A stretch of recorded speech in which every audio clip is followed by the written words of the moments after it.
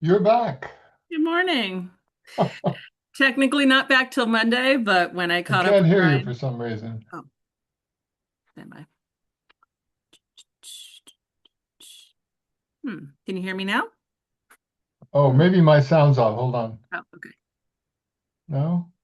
Can you hear me now? Still Hmm. can't. Hmm. Hmm. See. Te- testing, testing.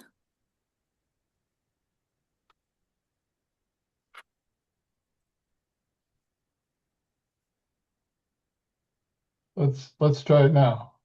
Can you hear me now? No? No?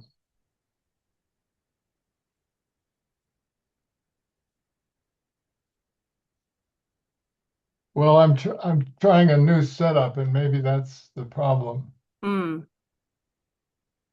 Hmm.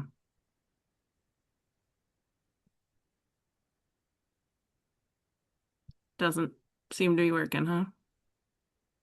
I heard a little something there. Did you? Can you hear me now? No. No.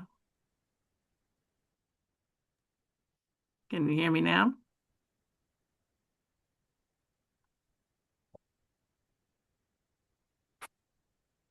Let me try and come back into the meeting. Okay.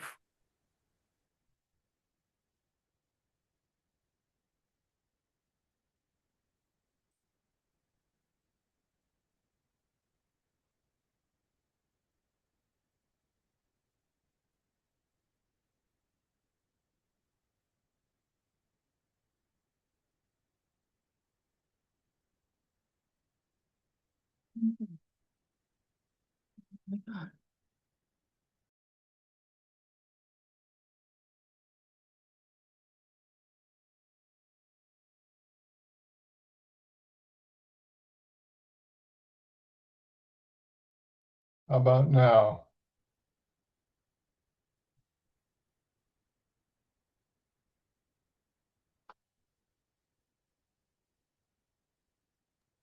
Can you hear me now? No. I'm gonna go to my other machine. Okay. I'll be back.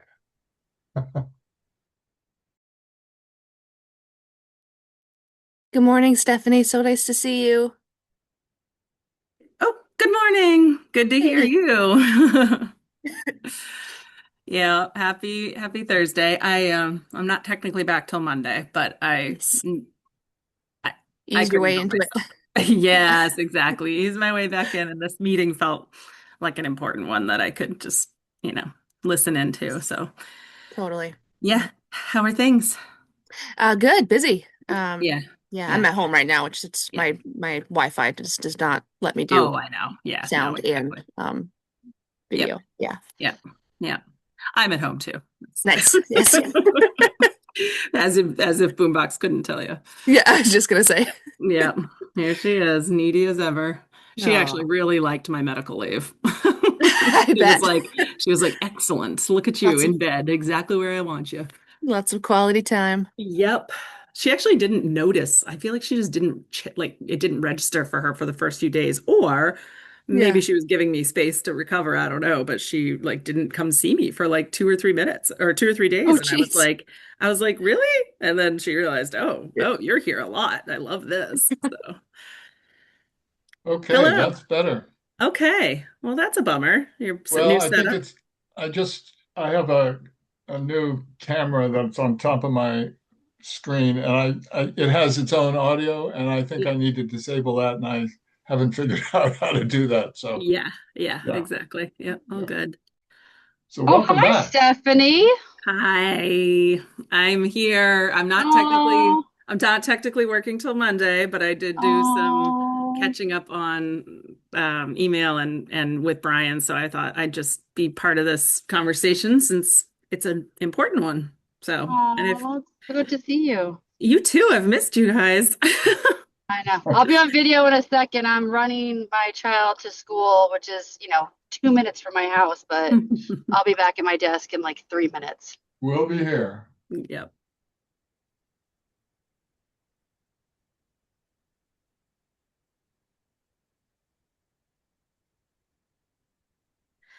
Sal, just for your, so for your benefit, we I talked with Brian this week, and our plan is kind of to do a dual reentry here next week. So he'll Okay. participate in like the next couple of meetings, but I can take back over doing some of the correspondence with developers and that type of thing. So he and I have worked it Okay. out on Yeah. our end. All right. So, Great. Yeah. yeah, Don't wear yourself out. I know. I know. It's gonna be hard not to take naps. That's, Yeah. Yeah. it's been the main Tell me thing. about it. Yeah. Yeah. Well, it's the process is much more iterative than we anticipated. Yeah. So, Yeah.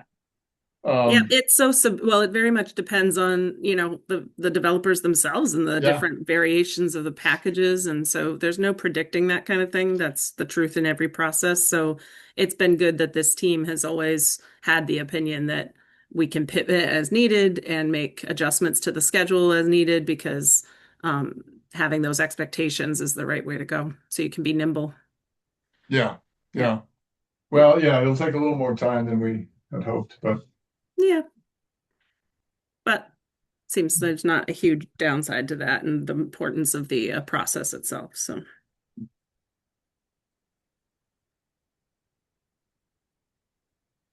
Morning, Stephanie. good morning. Boombox is here too. She really wants to be in this video today. Yeah, I'm here. There we go. Nice to see Oh, you. hi. Hi. Yeah. Yes, it's good to see you. Yeah, I was telling these guys that Brian and I've chatted or met this week to get caught up. Great. So I'm caught up I'm sure and you're all caught up. I'm all caught up. Yeah, didn't miss a beat, clearly. No, I think there's a lot to learn here. I was saying to Sal, we'll do kind of a tandem hand back over the next 10 days, 2 weeks. So, Yeah. yeah. Great. Yeah. Well, Brian's been great to work with. It's really Yeah. nice to have him back. That's great. That's great. Yeah. Thank goodness for him. Because David, meanwhile, in my office also had his knee replaced the week Oh, before no. I did. So, and he had a worse time of it than I did for sure. So, he's just getting back now. So, yeah. You know, I've heard that. I feel like I've had experiences with people like they're up and at it real quick or they're not. Yeah. Well, and I've learned it's the easiest is hips, knees Yeah. are the second hardest, and shoulders are the worst. That's what I've Oh, heard consistently. So, how you doing, Sal? pretty good, Ben. Is Adrian back yet? I guess not. She'll be Yeah. live in a minute. Let's wait. I'm Let's wait for her. almost here. Oh, okay. I'm not listening. I am literally like on Dairy Lane. I'm like 30 seconds from my house. Yeah, we'll wait for you.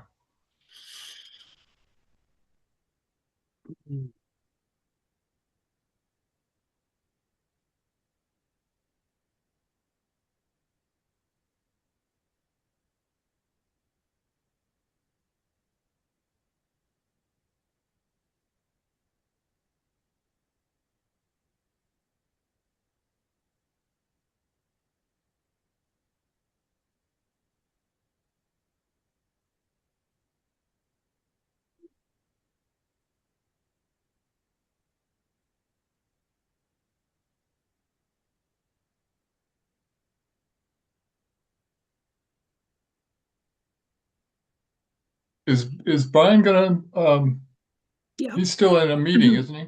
He's he still should at a be. conference? But he's gonna He's at a conference, but he's oh, remoting in from Woodstock. okay, Yeah. great. Yeah.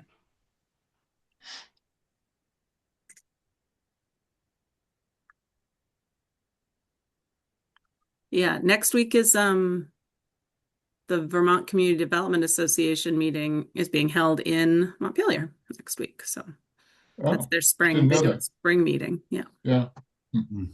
Ben, you gotta be there. I'm like, wait, what? That's next week? It's next Wednesday. It's at the Pavilion. Yeah. Interesting. Oh, okay. It's probably on the yeah. I'm forwarding it to you now.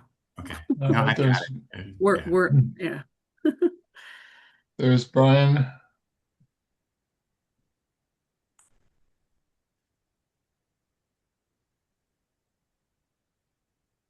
Good morning. Hi, Brian. Welcome. Yeah. We're waiting for Adrian, who's jumping out of the car. There she is. Okay. I will call this meeting of the Montpelier City Council Country Club Road Subcommittee to order. First order of business is approval of the agenda. Without objection, the agenda is approved.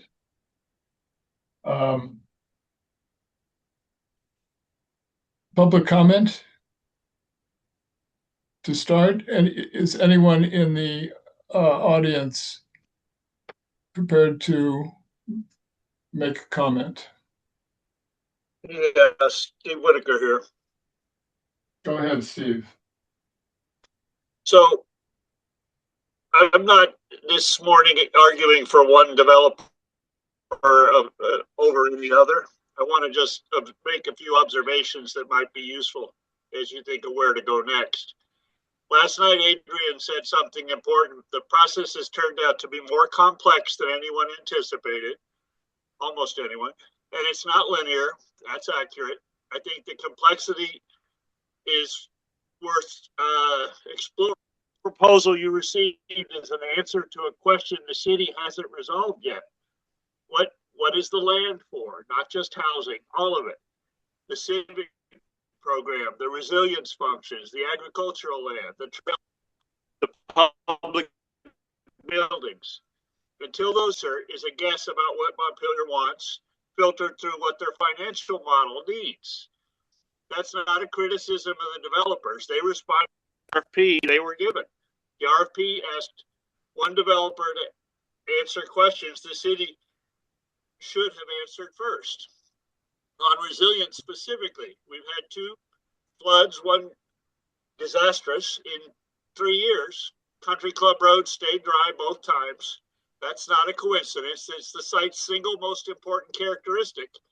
A master plan that doesn't build emergency shelter capacity and resilience staging and flood refuge into a program from the beginning is leaving the most valuable thing about this land on the table.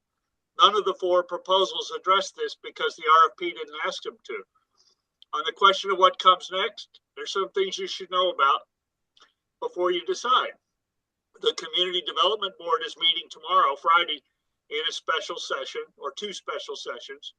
They're reconvening over an open meeting law violation, and then their second meeting is to reconsider the 5 million CDB GDR funding. That recommendation may be affirmed, amended, or withdrawn. The 5 million is not a settled decision.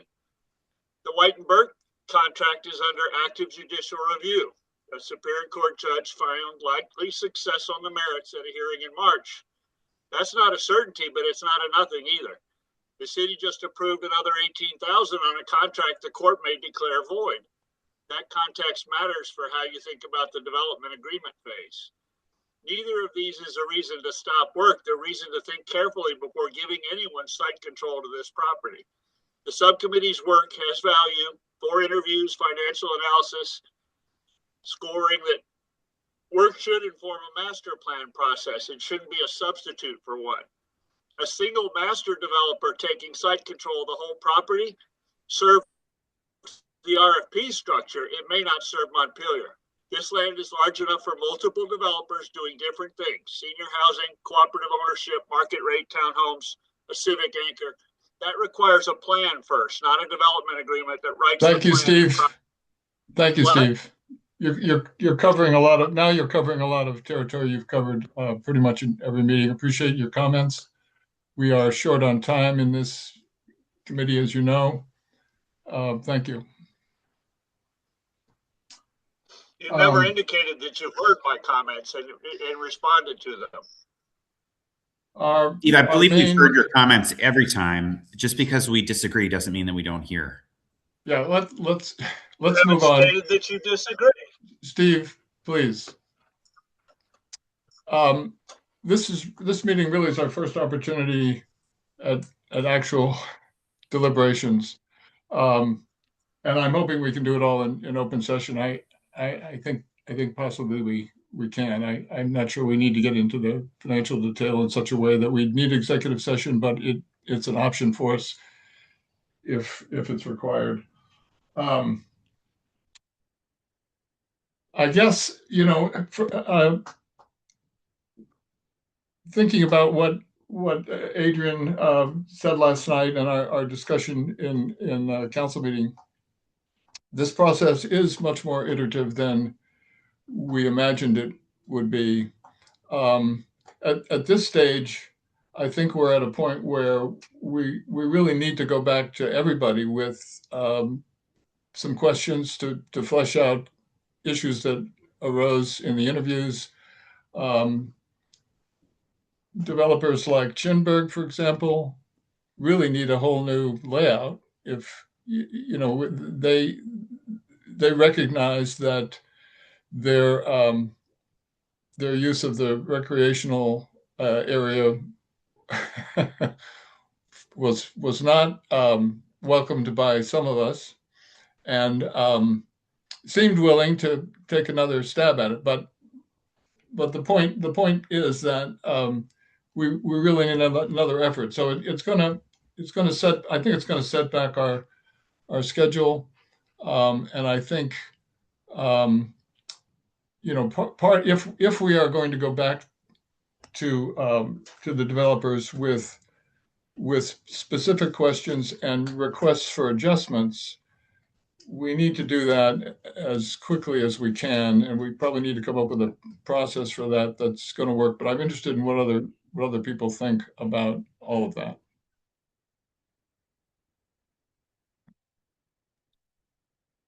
I guess I would say, Sal, I largely agree. I think I do wonder if there are some developer. I mean, I think we should just be open and honest to the degree that we can without violating like financial information and things like that. I mean, Yeah. I personally felt like Penrose has a lot to offer, but it also doesn't seem like it aligns with our community values. And they were very clear about, this is what we do. And if it's not a fit, it's not a fit. So I feel like there might be, I think we might be able to narrow the pool a little bit. And I would suggest that maybe we consider that. I think Penrose does really great work of what they do. I'm not sure what they do is what we're looking for at this time. And then, I do agree that we're going to need to push out the kind of the timeline. And I think that that's okay. I mean, I think we really were kind of putting things on an accelerated timeline because we want to get going, but also to demonstrate that we were capable of using the CBDGDR funds. If those have been allocated, then I think it was really worth taking a pause and making sure we get this right. In terms of process, Adrian, I really do appreciate what we talked about last night of the idea of like it's so difficult to communicate in this structure. And yet I really do like the idea of us kind of seeing this work through as a subcommittee of doing the best we can to synthesize what we've heard, have deliberative conversations, synthesize the information, and make a recommendation to the council, even if that recommendation is we can't make a decision between these two developers, right? Or here are the pros and cons of all three of the developers that we've identified, and now we need your full help. But I think we still need to do that step of work, and that involves asking additional questions, getting additional information from each of the developers, I believe. Yeah, no, I Oh, agree. And thanks, I Tim. think last night I wanted to propose that because I think this is, this is complex. And I just wanted to make sure that the other counselors had an opportunity to chime in and just make sure they were feeling a part of the process. And if they trust us to bring forward a recommendation, right? I feel like it was a good opportunity to kind of pause and have that discussion. And yeah, everyone seemed fine. Like just as long as everyone got the same information, they were totally fine with us making a recommendation. So I feel very good about that. I was just, which is a good time to ask that Totally. question, right? Like continuous Totally. improvement. How are we doing? How can we do better? Like, is this a good pause? Is it not? So, with that said, I agree with Ben. I liked Penrose. I feel like they were very professional as an organization and brought forth what they considered a good project, but they were very honest and open with us. That's what they do, and that's just I don't think in align with what our community wants. So I feel like that's a really easy decision. Like that's Well, yeah, we might have something here because I agree with both of you. I think I mean, I wasn't thrilled with Penrose's actually being included from the start because of their doing rental only. But it kind of grew on me because their presentation was so Mhm. professional. But it's pretty clear, I think, from their interview that they're just not a good fit.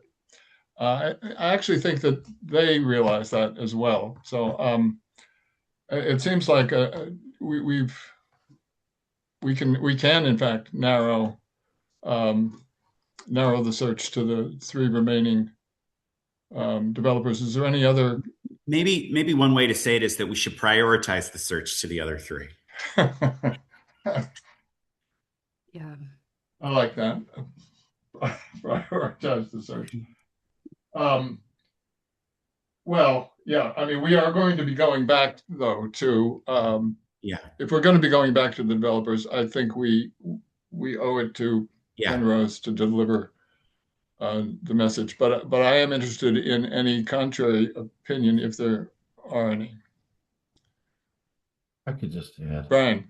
I would just note that the follow-up to the interviews was ranged from no contact to probably more contact than I would have liked. So let's just say you probably know where that lands, but there is information that DEW and Executive Suite have provided as they felt they were obligated, they felt compelled, they felt they just needed to be in touch with you all. So that's why you got their information. Chinburg has realized that, or at least their view of this is, we should tell them what we want, or I say you all should tell them what you want. We will communicate with them on your behalf, but they're kind of waiting for that next step. So that's why we haven't heard back from them. That's good to know. Yeah. Thanks for that context. Brian, do you have thoughts about Penrose and about whether or not, or I agree with everything you all have said. Okay. 100%. Yep. Yeah, and very impressive company, incredible portfolio. Yeah. I think they could do some of what they proposed. I think their either unwillingness or failure to grasp the resource constraints in Vermont for their business model to work kind of surprised me. That really surprised me quite a bit. Well, yes, and we gave them an opportunity to sort of explain that position, and I didn't think they recovered from it very well. They really didn't have a good answer. When we faced them with that. Okay, well, it sounds like we have some consensus there on Penrose, and we'll draft something, and with help from Brian and Stephanie, we may need to do business with these folks later. So we don't want to burn any bridges. That's just it. I do want to say, like, I think we should tell them we're moving in a different direction. Yeah. Right. But I also think, there might be a scenario here in which we have one developer that exclusively wants to do like home ownership at market rate or something like that. And that, there Sure. is a different phase of rental that might fit for their model. So I do think we want to say, we appreciate the work that they're doing. It doesn't, we're going to move in a different direction for now, but again, kind of just keep that door open for future possibilities. Yeah. So we'll focus then on the other three. Why don't I start just to get the ball rolling?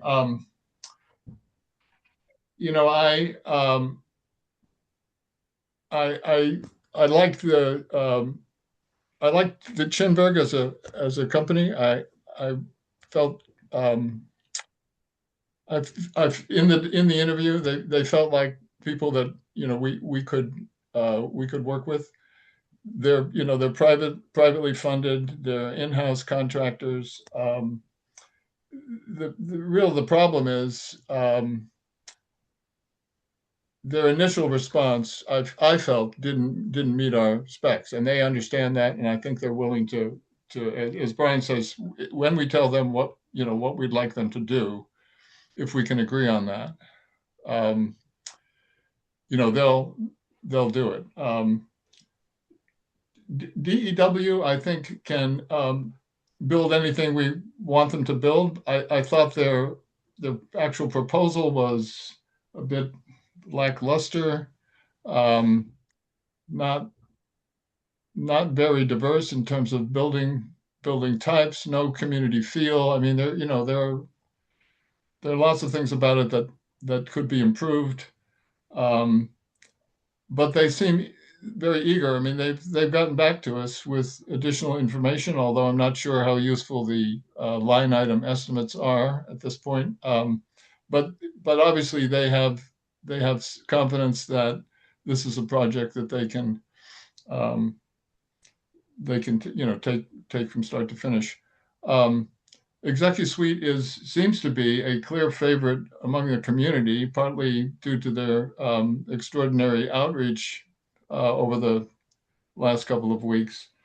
But even on the face of it, it does present a much more diverse mix of housing types, and they seem to have paid more attention um, to a variety of affordability models than some of the other developers. My largest issue is the degree to which all of the developers interpreted our workforce housing label as a code for subsidized rentals. I mean, the only proposal that has anything close to a starter home is ExecuSuite, and I think had we included a term like starter home in addition to workforce housing, we might have gotten a different proposal. I'm not sure, but that's just my impression. And the question, Ben, that you had last night about the ratio of rental to for sale, and uh, the degree to which rentals might be subsidized is one that we need to solve. So I don't think there's a simple answer to that, but so that's sort of where I'm at this point. Sorry, Sal, to interrupt, but I do Yeah, think no, we go ahead. want to really make sure that we're clear when we're talking about subsidized versus affordable, right? And are we talking about, I just think we want to be really clear about that, right? And when we say workforce housing, what are we talking about in terms of AMI and those kinds of things? But I do appreciate everything you just said about the different folks. I just want to be really clear about that as we drill down and we decide that like a diversity of housing types and range of incomes is important to us. When we ultimately negotiate this with the developer, we want to just be really clear about what we're talking about when we say subsidized, affordable, workforce, starter home. All those terms we really need to have common understanding of. Well, yes, and maybe we don't. I mean, I'm using subsidized as a substitute for affordable because there's capital A affordable and lowercase a affordable, and I use subsidized where tax credits are involved and there's restricted rental. Mm-hmm. So that's the way I'm using it. And then affordable is a broader concept to me. It's a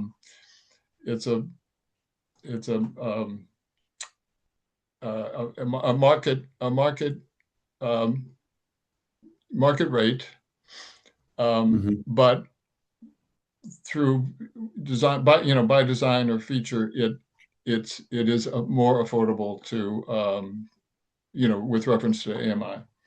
I wonder if maybe, sorry, and we don't need to go down this rabbit hole, but I wonder if maybe like staff like Matt or Mike could even just come up with like some common terms that we're using just to make sure that we really do have common understanding of them. Can I just give a quick response to where I think we are, Sal, in terms of like, yeah, please do. What I think when we've all kind of said, oh, it's become more complex or more iterative than we anticipated. I agree with that. I believe that. But I think where my thinking has shifted in this process is that I don't believe we saw any proposal that was fully baked enough to truly make an analysis of like whether or not it's going to work for us. And, on the one hand, that's disappointing. On the other hand, everybody seemed very flexible of like, no, we can rearrange this or we can readjust it, that it's a conversation. And where that's positive. But what it led me to believe is that really a large part of what we're making an evaluation on or a choice on about who to negotiate a development agreement with is just their skill, their capacity, their experience, their ability to work with us and to be a good collaborative partner. And then also just their balance sheet, right? Like, I think that that's Yeah. something we haven't really talked about of like, where is the money for these, for this investment coming from? Do they have a balance sheet that reflects an ability to stand behind the chip if they are the ones that, guarantee it? Those kinds of things. So I guess what I'm trying to say is like, we can go back to them and say, can you do this? Can you move these pieces around? Can you give us a different proposal that looks this way? And that's really important information to get. But I also think our decision needs to be based on kind of these other kind of qualitative measures of the kind of partner that ultimately is going to be successful for us. Does that make sense? Yeah, I think that's where my brain has been. I think I'll just share my 2 cents. So, I mean, it's a lot of information. And I'll just say this is not my area of expertise. I work in public health. So having to learn about all your language and all these different definitions is really a huge learning curve for me. And I think for the public too. So I'm probably a little bit behind the curve, behind Ben and Sal, because this is the world that you all live in. So I'm way more, I don't know, elementary. Adrian, you're doing great. Like I'm You're just doing great. stating that because I'm probably gonna mess up the terms or mess You're doing something up great. when I'm prefacing it. To please give me some forgiveness here. So when I was going through when listening to the interviews, I mean, I kind of really in the same line has been like, what are the criteria for the developer partners that we want? Because I think each of those developer partners could deliver what we want, right? I think the delivery, the actual end product will be, will be negotiated through the process. But I think what I'm interested in is making sure that they are, what you said, like that balance sheet. Like, who is the organization that we can work with that presents the lowest amount of risk to the city, right? So, who is going to be a good project manager? Who is going to not, who is going to be that partner? And I'm also interested in having those local partnerships, right? Like I think one of the things that I liked from Executive Suite that they brought in Huntington Home. So like that was like really nice. But like would DEW consider something like that to have like those local partnerships, build some of our local workforce, like actually people working on these houses in East Montpelier to deliver to Montpelier? Like that was really appealing. But is that just Executive Suite? Like I have so many more questions in my head than I do have answers. So I think it would be nice for us to really think strategically about what is the next series of questions that we want to ask. And I think we asked the three developers, but I think it's more about like their portfolio rather than the project's portfolio, right? Because I think they could deliver. It sounded like they can work with us and we can work on design, we can work on the build. That seemed like everyone's like, yes, we can do that. But who do we want to work with for the next 5 to 7 years? Um, can I ask a question of Brian? Adrian, that's really well said. Brian and Stephanie, I'm wondering from your perspective, can you describe the distinction between where we are now in terms of selecting a developer and then the details that get worked out in the development agreement? Do we really need to have a kind of agreed upon design before going into the development agreement, or is that something that's kind of negotiated during that process as well? No, the design the design can be at a conceptual level as long as you have confidence that what they're proposing is Viable. achievable and viable. And I think it ultimately comes down to, does it fit? Does it feel like a good fit for what Montpelier needs and what Montpelier's standards and values are? And, those types of issues were raised in the very first interview when Chinburg showed their great big 140 apartment building, that there's nothing of any close to that scale in Montpelier and the Montpelier area. And they need to break that up. And that was an example of sort of scale and what's appropriate scale for a community that needs to be worked out now, and that's the kind of thing that is really important. But I would say that the really the financial wherewithal, the financial capacity, the financial sophistication of the developer is something that really needs to be at least assessed at this early stage, because even though we had a financial review of the proposals, that wasn't looking at the capacity, capability, and track record of each team. That was looking at, here's a proposal. So is this proposal, does it hold up from a financial analysis standpoint? So that's important distinction. I just want to highlight that it's not essential to do the deepest level of financial vetting and due diligence, but it needs to be at some level to get to the next step, because the last thing you want to do is to get into negotiations to only later find out that they just, for instance, can't get a bond for $100 million of bond, a bond meaning insurance bond, that is, to a completion bond that shows they're going to actually complete the project. You don't want to get started and then find out they can't get underwritten for a bond of that capacity. We really need to know that up front. So that's an early indication about financial capacity of the partner that you're then going to develop the agreement with. And I think that piece is a critical step in this process. How do we vet that, Brian? I mean, we have DEW, for example, just sent us a note saying we absolutely can do that. That's sort of something they're telling us, but we need to verify somehow, don't we? Yeah, we get to review their financials in a pretty detailed way. Yeah. So how does that work? I feel like that is like the most important, because we don't want to go into a partnership with someone who's not financially viable, because that's a huge risk for the city, right? So the way that we can limit the risk for the city, I think that's the entryway, and then get very comfortable with those financials, looking at all the different, I mean, this is your world, right? Like what are those indicators that we need to verify? And then I feel like that would help guide our decision a little bit more with clarity. I don't know. I feel like that's I don't know. That's really important for me. Yeah. Stephanie and I haven't talked about whether we would do that or whether we would get yet a third party to do it who brings a level of expertise to do that.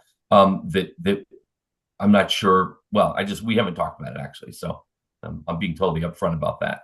In the past, I've used an outside consultant who has expertise in doing that level of due diligence, and it requires the developer to make available their financials, both personally and their corporate financials, depending on how they're structuring the LLC that's doing this project. So it gets into pretty nosy detail about what are you worth, what are your debts, what are your assets and liabilities. It really looks at their financial balance sheets as entities.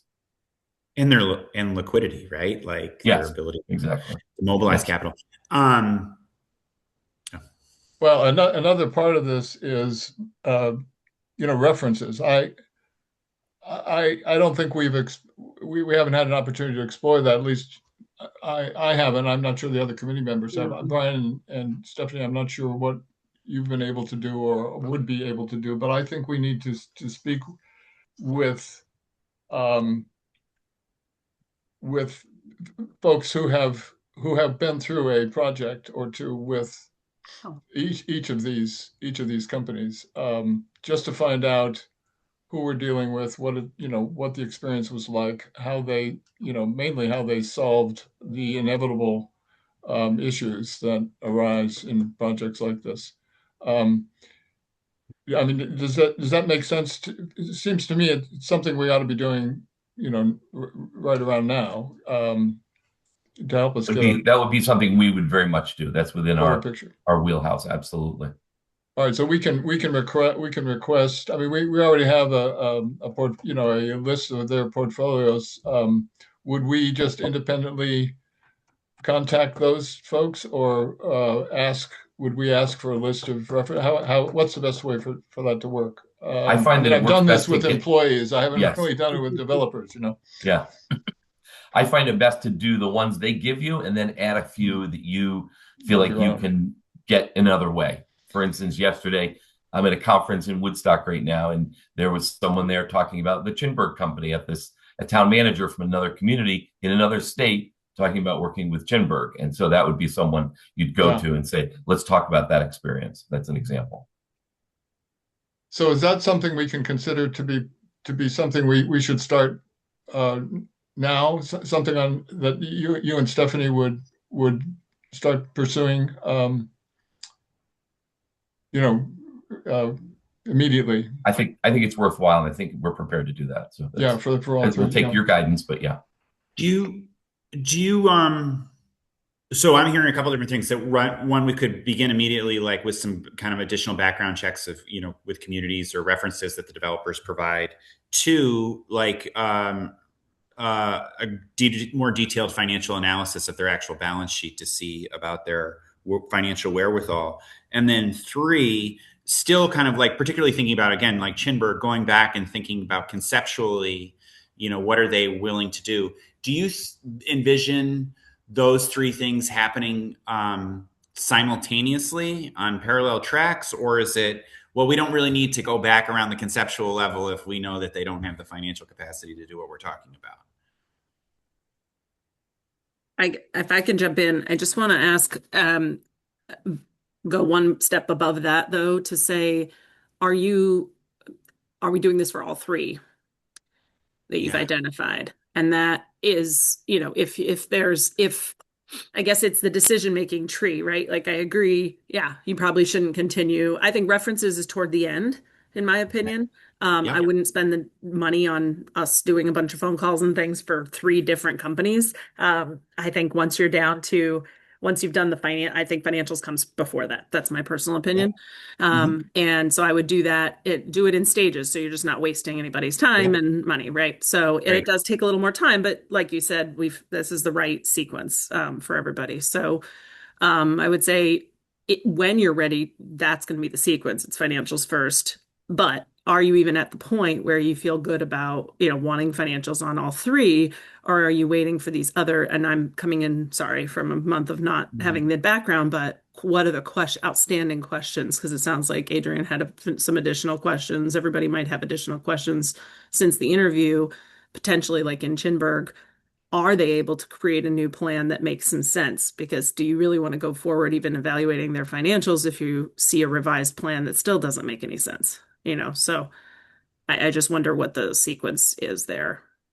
Adrian, your hand's been up for a while. I'm sorry. No, I think Stephanie and I were literally on the same page. So I was like, do we want to go into this deep dive with all these, the finance? Because I feel like that's like a big project, right? And it costs money. And so how do we narrow it down to at least two to move forward? I think that feels a little better. I don't know what the criteria is for that.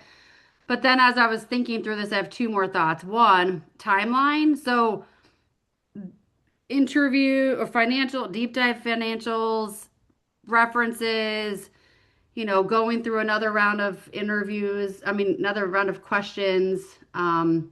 This is going to push out our timeline. And I think my one question is to the subcommittees and to the city staff, like, are there any limitations or risks for us to push out this timeline? Like, what are the pros and cons to that? Like, are there unintended consequences that we're not thinking about? Like, I just don't want to put all this in play and be like, oh my God, we just totally messed up a deadline that, I don't know, like from a timeline perspective.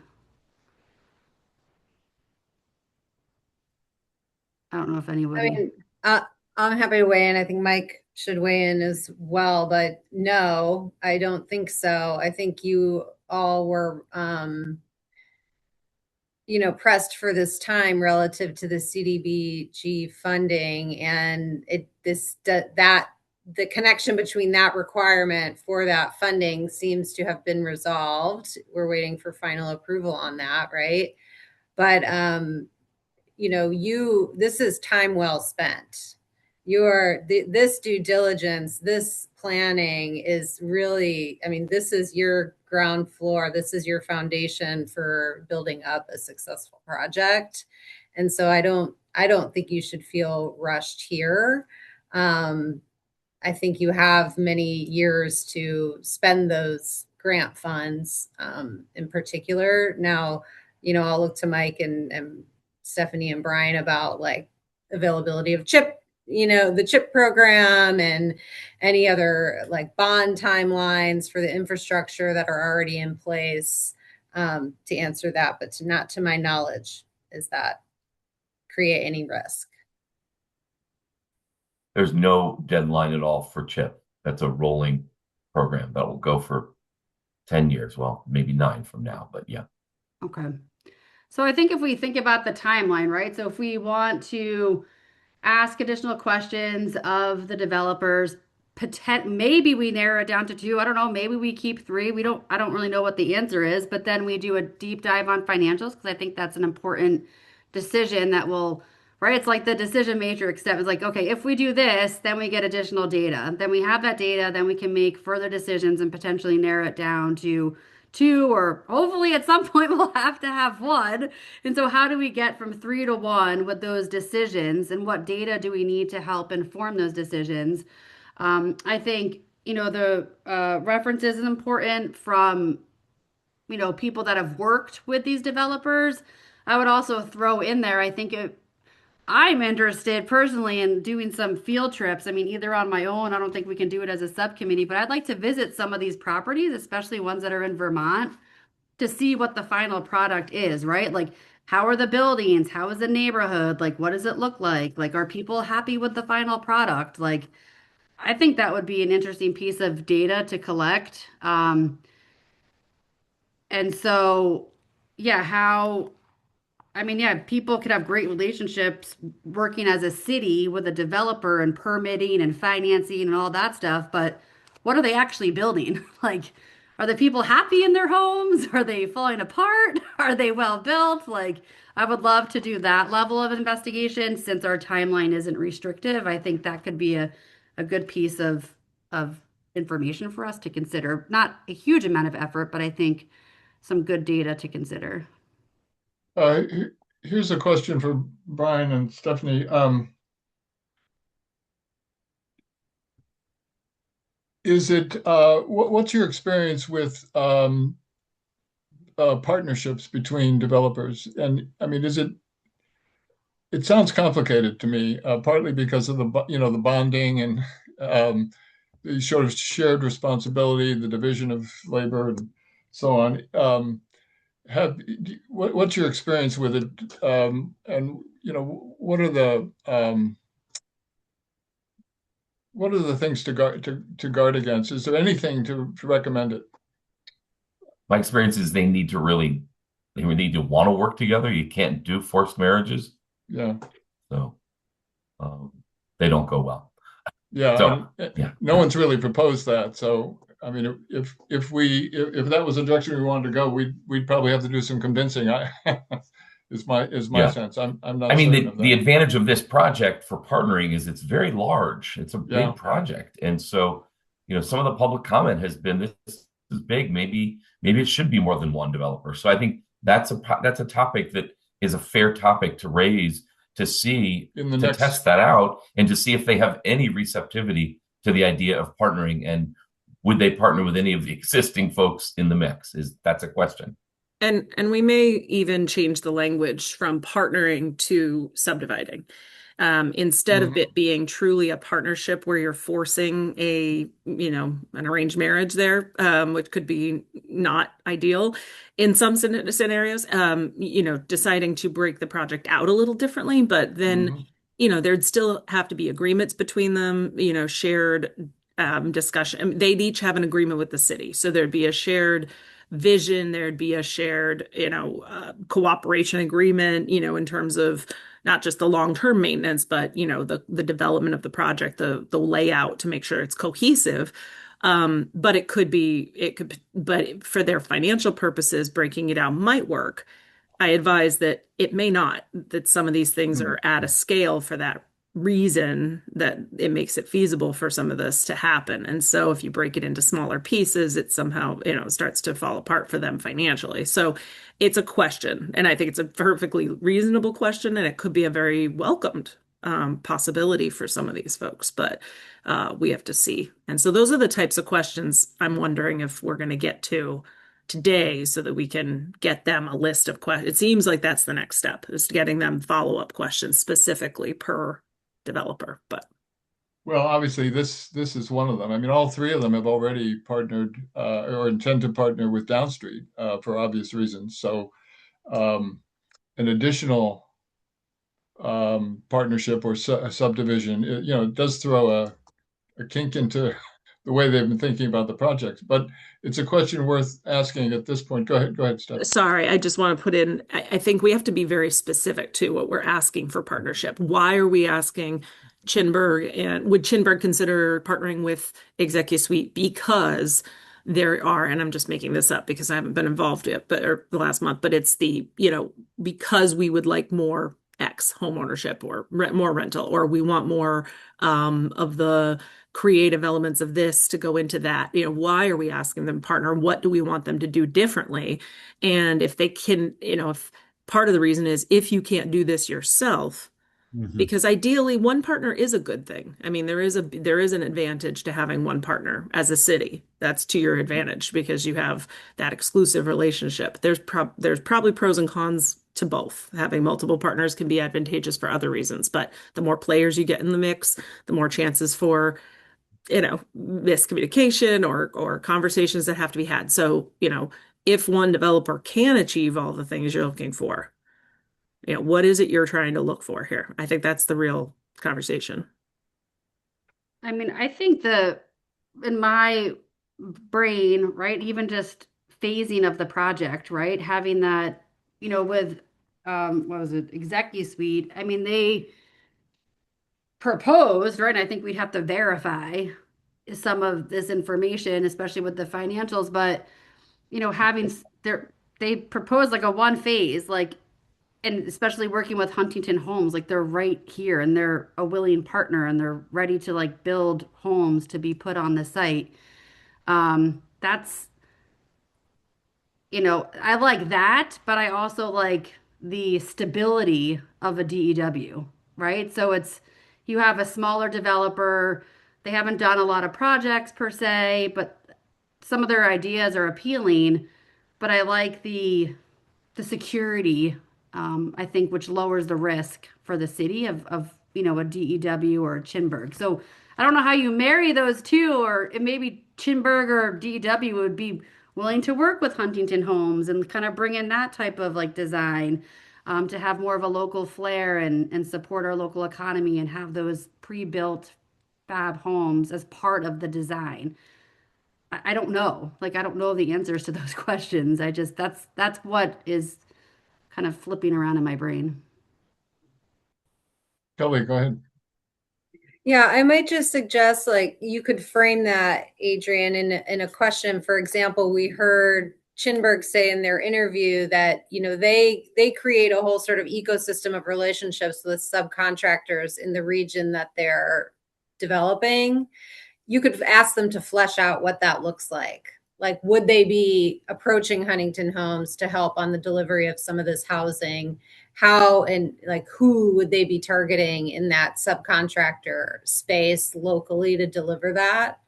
Might be one thing. I think, and I'll just say observe. I guess one of the things I've been less clear about in all your conversations are the elements of particular designs that you would like to see overall. And so calling that out for, say, Chinburg, if a question is, hey, we really like these design elements, is this something you could incorporate? I think you have to spend some time honing in on what these design elements are.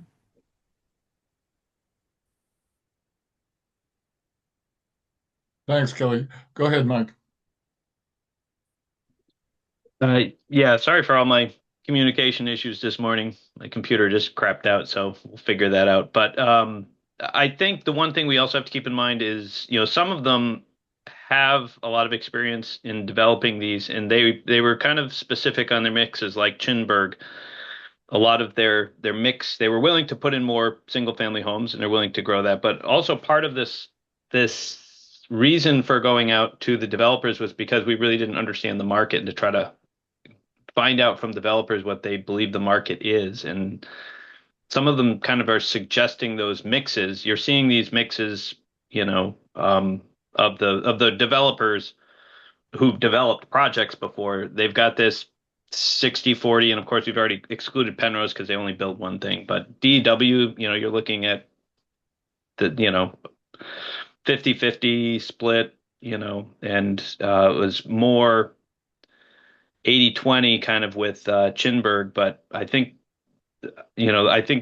we could ask them to add more, but I think at the same time we also have to ask about the market reality, because the two that do development are leaning residential for a reason. And I think we just have to understand that may be part of the equation going forward, is that we've got to address the market realities, and that's why we've got developers on board. And I think that would be an important component to keep in mind. Thanks, Mike. Go ahead, Adrian. Yeah, and I think each developer did say, if they were selected, they would have to do like a way deeper dive on the market analysis. So these were just, right? So these were proposals based on like a high level, what they think the market will buy. But I think there's definitely like a deeper dive that will have to happen here because, times are changing. And I mean, we had the housing needs assessment done last night, which I think provided some good information. But I think, as Kelly's question, and I'll just respond, I mean, you all know kind of where my brain is, but I'll reiterate it. I think the design, I mean, I love this piece of property. I think it's so beautiful. And you all know that it's my favorite place in Montpelier. I think the views are gorgeous and people utilize it so well. It's a well-used property, and I would love to see some creative use of that land. I mean, we're talking about geothermal properties that are being done, I think, in Middlebury. Like, I feel like we have such an opportunity to do something creative that the market would bear, right? So, what would the market bear while also being creative to build a neighborhood? It could be mixed between rentals and for sale. But we heard last night people really want those smaller 1-2 bedroom homes. People would like to purchase if possible, but there's also a market for rentals. And I think people do want a yard. They want a green space. They want a place to walk around. And I think I'm not terribly interested in, big box buildings. I mean, when I drive up to South Burlington and Burlington, I don't know who the developer is, but that's not what I see on this land. It's not what I envision. I see like a Meadows neighborhood up there with, interlocking roads and paths going out, to up on top of the property. I think we can be creative, and I think we should, I mean, that's where I would like to go. I think we can do something really amazing up there with mixed use homes, different designs, but not just a building of, 100 units. I think that's easy. I think that's super easy, and we could probably do it in like 2 years. But in 20 years, is that what we want to see up there? Well, yeah, I think the vision you just described is why, for example, executive suites got such a good response from a lot of people in the community, is it sort of looks like something they're familiar with in Montpelier. I have a question about for everybody, but Brian and Stephanie, in your experience, why did DEW send us the information they included in their follow-up, which was mainly a line item estimate of the infrastructure work for each of the 3 phases of their proposal?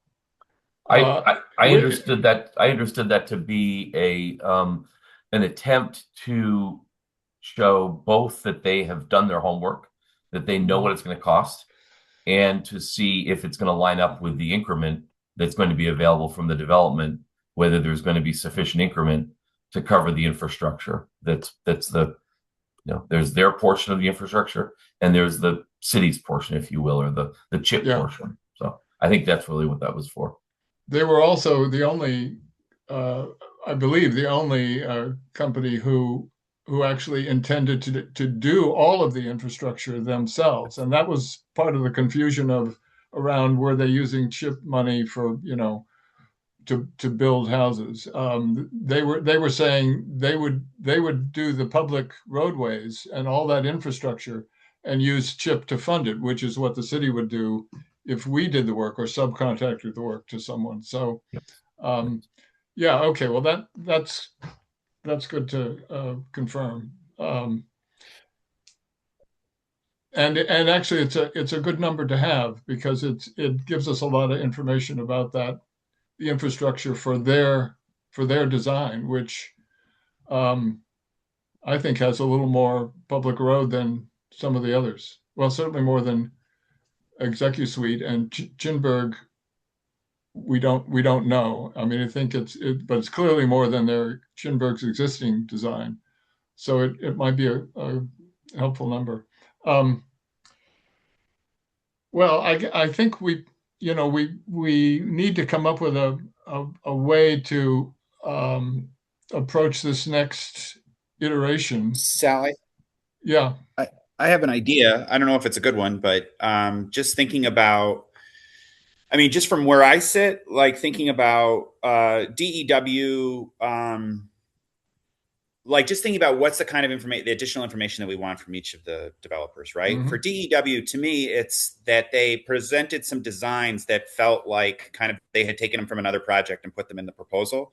And could they go back and make buildings that felt like they were more in line with the site or the vision for the site, and also adjust the mix of the housing types, right? And then with Chinburg, it's really about that large 142 unit building. We asked them to like break that up. We still haven't agreed on the soccer fields, but ask them, could you provide an iteration that,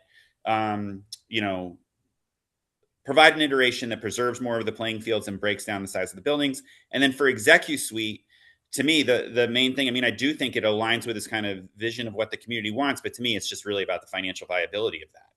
Right. And so those are like the three kind of areas of concern that I see. I think there are 3 members of the subcommittee. I think all of us could work with Brian and Stephanie to develop questions like maybe Sal, maybe you take Chinburg. I'm happy to take Chinburg, but like we develop those kinds of series of questions based on those kind of high level concerns. But then there's the financial component, right? That I think is really in Stephanie and Brian's kind of bailiwick, and they can work on that. And I think between those two things, maybe we're in a position where we can narrow 3 down to 2 or 3 to 1. Yeah, that's an interesting approach. Go ahead. I'll just jump in real Adrian. fast. So I Yeah. think one of the other things that we need to think about when we request this information is how we receive this information, right? Like I want to be able to receive this information in a professional, cohesive, intelligent manner that builds confidence in our potential partner because they're going to be working with the city, right? Like Ben, Sal, and I might not be here, but how does the city needs to work with this partner, and I think professionalism should be a indicator as we kind of rank this because I don't want to be asking. I want to be very clear what our questions are, and I want an answer, like one answer, like very concise. So that is what I want to make sure because I don't want to drive the city crazy. I want to make sure everything is very tight in terms of like project management, professionalism, and I think we need to make sure we build that into the system so that because I don't know, like I don't know what's happening on the back end. Like we're asking these questions, but how are you receiving it? So I think it'd be good to get that feedback So too. So could you be a little more, I mean, what sort of unprofessional experience have you had that you're I trying to haven't had avoid? anything, but I think I heard a couple times like I think I've heard like, oh, Brian, I'm just gonna call you out. I think you're like, oh, I got tons of emails and like all this information was coming in, and Hmm. like to me, like I don't know the specifics of that, but that comment to me like raised a red flag because if I requested information and I got like 10 different emails trying to answer that question, I would, and you can definitely confirm or deny that, Brian. Maybe I'm off base, but I would, Yeah. my profession as a project manager, I would be very like concerned. If I can just jump So, in with the one item, which is that there is a matrix built that you all have looked at mhm. and can fill in. And I think that's one of the places where that comes in, Adrian. And I think you need our input on the back end, yes, to give you some of that. But I would go ahead and put that on the list of part of the evaluation process. Um, and so, yes, seen and heard. Kelly, go ahead. Yeah. Yeah, to add on to this, I mean, I also think you might want to consider what a reasonable kind of timeline is for that. I think one of the things that Executive Suite had said in their interview was, we'll be prepared to give you a pro forma in 6 months. And, is that acceptable? Do you want to give that long of a period of time for the information that your other developers have been able to present, more currently and timely? So I think in addition to kind of describing what you want, how you want it packaged, when you would like it back is a critical component. And I will look to Stephanie and Brian to sort of offer what a reasonable timeline is. Kelly, we're on the same page. That's why I Yeah, had no, my that's hand a good, raised originally, yeah, was that's, to yeah. say I think we need a new timeline, it sounds like, based on the iterations that have happened. And I've been taking notes of this. As I said before, maybe everybody jumped on. Brian and I met yesterday or Tuesday to go through the re-hand back off. And so he and I are going to collaborate over the next 2 weeks or so as we, tandem do this again. And thank you for your patience. And we will develop that. That'll be one of our pieces of homework. I wanted to say, I think I hear you, Ben, that you each are going to have questions. I would urge, and again, I'll defer to Brian because I haven't been here, but the three of you do it the way we've done it before. Send all of your questions to us, each of you, for each project, because you may not be able to split it out. You may have questions about Yeah, Chinburg, then, if that was Sal's, you need to ask your questions. Let us call them, totally. prioritize them, and send back a version that you guys can review before next Wednesday's meeting. Does that feel like a reasonable timeline, or is that too long? If you I got if you got your questions to us by Monday morning, and then we put something back out by Tuesday so that you can have it to review and we talk about on Wednesday, does that work for folks? that that Works works for for me. me. But I defer to Ben and Adrian, who have, Okay. That yeah, works. That works. That's real fine. jobs. Okay. Yeah, okay. And And but I want to open that to staff too, because I do think Matt, Mike, and Kelly could have questions, Evelyn, to provide. We want to make sure all the questions are on the table. I So, agree. I was gonna ask the same thing. I think we should get questions from everybody. so just I Um, want to be real clear on this because to me then that makes sense. That makes a lot of sense. But then is it that the three of us on the subcommittee, in addition to staff, are surfacing questions for each of the like we're not yeah, Sal or I are not taking Chinburg. In fact, we're going to right. ask questions of all Correct. three. You folks are going to cluster analysis them and I yeah, would do that. That would be my great. preference, to get all your comments on all three. Yeah, And then great. and ignore the financials at the moment because we're just going to ask them for their financials. And yes, Kelly's completely right. We need that to be time specific. So we'll work on what that reasonable date should be and put that in a proposed timeline for next Wednesday. Great. Okay. Great. Thanks, Stephanie. Mike. So would it be helpful for the subcommittee? I don't know if this was mentioned during the times I was out.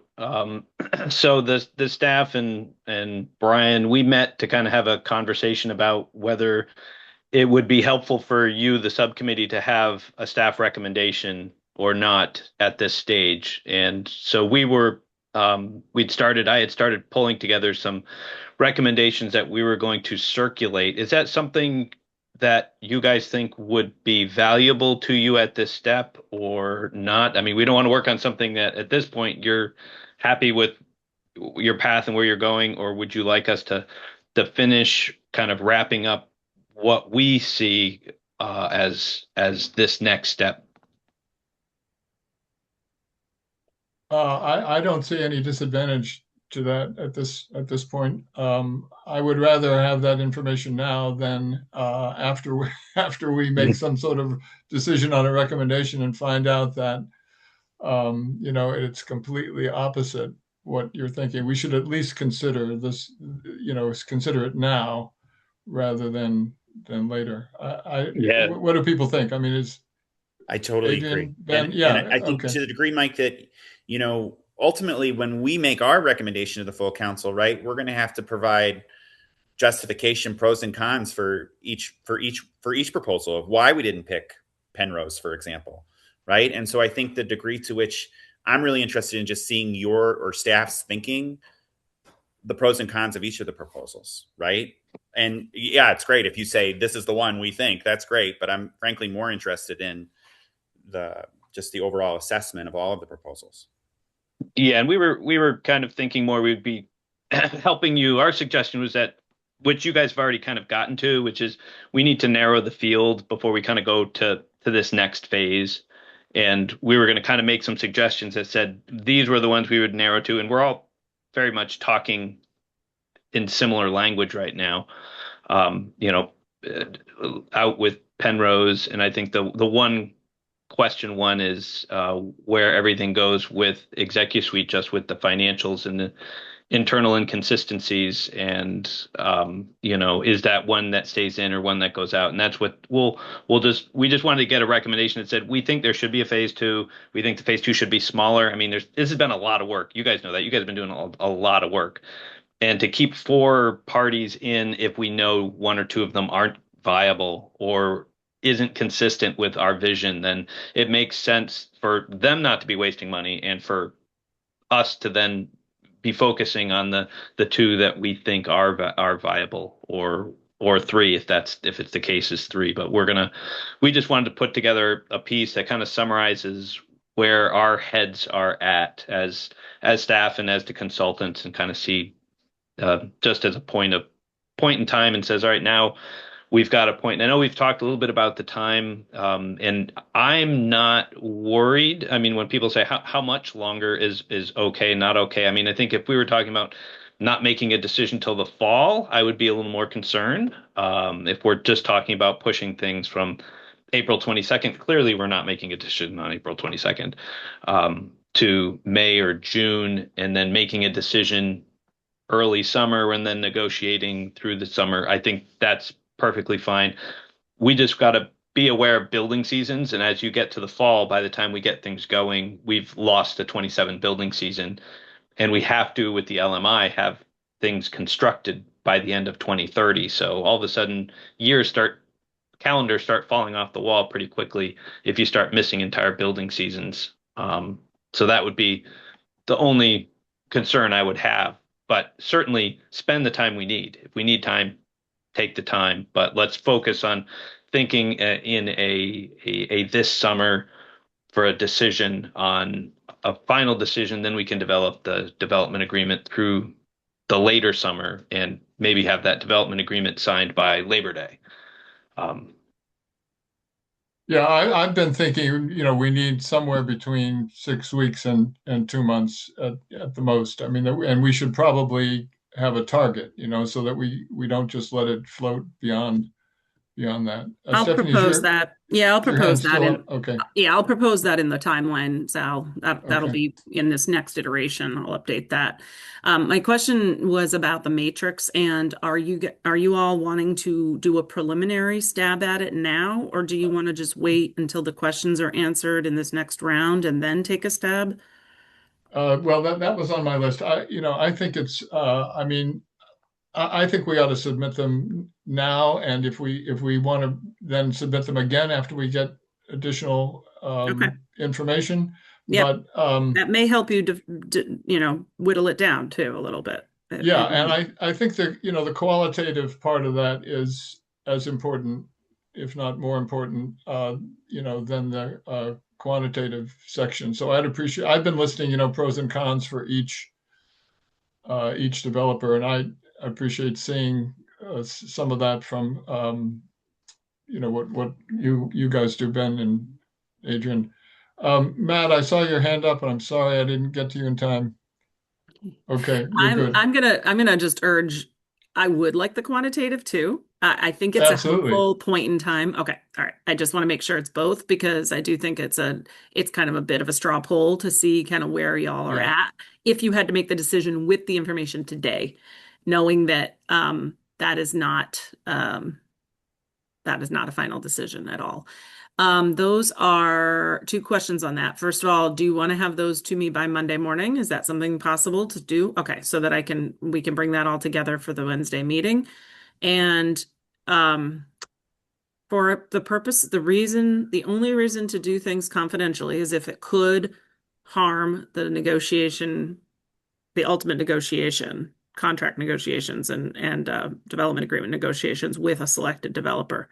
For that purpose, if the matrix is telling in any way, it needs to remain confidential. But if you are completing it with the understanding that anything you're putting in writing is public, just keep that in mind. Yeah, no, it's a good point. I guess it would I would like it a little better if we could if the matrix was public and public information, and so that if I mean you can arrange if there's a comment you want to arrange. You're talking about the financial quantitative section, I take it. The quantitative, I mean, in the matrix, it's the ranking. The quantitative just means the Mhm. ranking. That's just the 1 through Yeah. 10, for each of those. And the qualitative, yeah, I don't know. It's kind of, as you think about that, just keep that in mind. That's all. I don't know that there's a question there as much as a reminder. Well, the only information that was kept confidential by the developers was financial Right. and schedule Right. I'm in the not talking case about of some. disclosure. Yes. Don't disclose Okay. anything that was in the confidential materials, but Yeah. rather if your opinions about what you're reading could negatively impact Mhm. your ability to negotiate this development agreement eventually, just don't put it in writing. Yeah. Okay. Yeah, that makes sense. Let's just pin that because those are things that come up. That's Okay. to protect the city. Um, okay, we've actually taken care of the timeline issue, I guess, as well. That's something that Stephanie, you and Brian will work on, make that adjustment, and we'll treat that as a new hard deadline so that it's not to push this too far out. Um, okay, where are we? Anything else for today? Sorry, I feel like I want to say one more thing about the timeline. It's just that, sometimes these processes will fill the time that is allotted, right? And I think Yeah. we shouldn't use that timeline just to avoid making difficult decisions. Not that that's what we're doing, right? But like people are going to be unhappy however this goes down. Lots of people are going to be happy. Some people are going to be unhappy. And I think we just need to balance taking the time we need to get this right and have the information that we need. But once we have the information that we need to make difficult decisions. Yeah, no, your point's well taken, Ben. Thanks. Adrian. And I think it's just important. I don't know if there is a plan for April 22nd. As I said last night, I won't be at that meeting, but I think it's important to continuously loop in the city council so they feel like they're a part of this process and they're kind of being brought along with the subcommittee. I mean, they don't have to attend all these meetings, but I think they still need very strategic touch points. So it'd be nice to provide them with a presentation, with an update on what we've done to date, where we are now in terms of the decisions we made today, and then what is the updated timeline? So when they're consulted or reached out by their constituents, they have the same information that we have, and they're not, um, you know, thrown off. And just to confirm, by Monday, I have in my notes to submit the matrix and two to submit the questions to Stephanie, and then we will meet next Wednesday. So just making sure I'm confirming that. I have that right in my notes. That's why I have my hand up. I just wanted to confirm the homework. And also, I think Adrian, yeah, after next Wednesday, if we have a timeline, then I would say that's something you could share back to the council anytime after that. You know, if I don't know how the communications go, if you send things out in advance or just put it on the next agenda, but that seems like it sounds like something that council would want to know.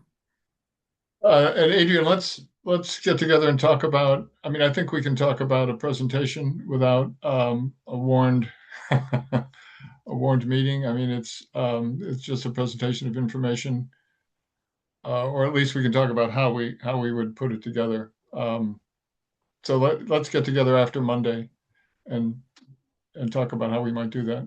Mike, go ahead. Also in the homework, and apologize if I missed it.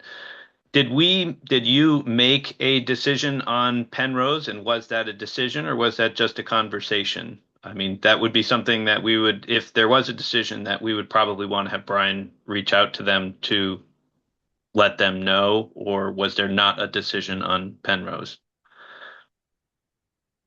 I think there was a decision. I think there was a decision. Yeah. Okay, then I think Brian, that would be on their list to reach out to them and have that conversation. We wouldn't want to have that reach them via third party. So Absolutely. we should make sure that we reach out. That's going to happen today. Yeah. There was a decision. Yeah. I don't want to say I think there was a decision. There was a decision. Yeah. We thought that they were very professional, that they're very good at what they do, but we're going to prioritize other opportunities given the value alignment with our community. Yeah. No, I agree. I just didn't know if there had been something formal that we had all said, yes, that's absolutely what we're doing. And did we, because otherwise we'll end up after the meeting deciding, did we or didn't we? We discussed doing it, but did we do it? We can formally move and have a motion on the record. Yeah, I mean, I'm happy to do that. Why don't we do that? Then it's clear as a bell. I move that we inform Penrose of our appreciation for their proposal, but that we've decided to prioritize other proposals given better alignment with our community values. I'll second that. All right, it's been motioned and seconded. All in favor? Aye. Aye. Aye. Opposed? None. The motion carries. There we have it. I had one more thing and I forgot it.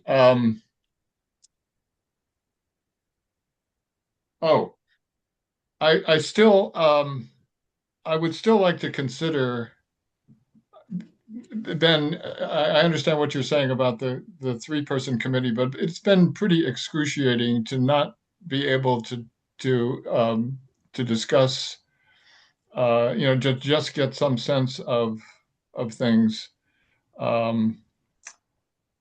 Just to have to tiptoe around all the time and avoid discussions other than logistics about this. The idea, I mean, I would like to entertain the idea of, well, I don't know. It depends on the timeline, I guess. Maybe it's best to keep going with a three-person committee. But boy, I'll never do this again. It just doesn't. It's just not conducive to good decision making, if you ask me. Well, Sal, I sympathize and agree to a certain extent. I also think like the conversations that I feel like today we had really good conversations about where things are, and we were able to do that in an open way. And I really appreciate you structuring the conversation in a way that we could do that. I think the conversation that I want to have is around the financial viability of these projects. Yeah. Right. And that should happen, I believe, in executive session because it contains confidential financial information. And so I think, if we're talking about the layout plan and like the house of, the mixing and that kind of things, or even our opinions about their ability to pull it off, like, I think we can do that in an open session. But I also think we've made a commitment to keep certain financial information confidential, but we need to be able to discuss it as we evaluate these proposals. And so I think we can do that in an executive session. Yeah, I suspect that we will in fact need to do that in executive session at some point. Okay, is there any other business? All right. I think we're adjourned. Thanks, We everybody. are indeed adjourned. Thank you, everybody. Good day. See you next week. Good to see you.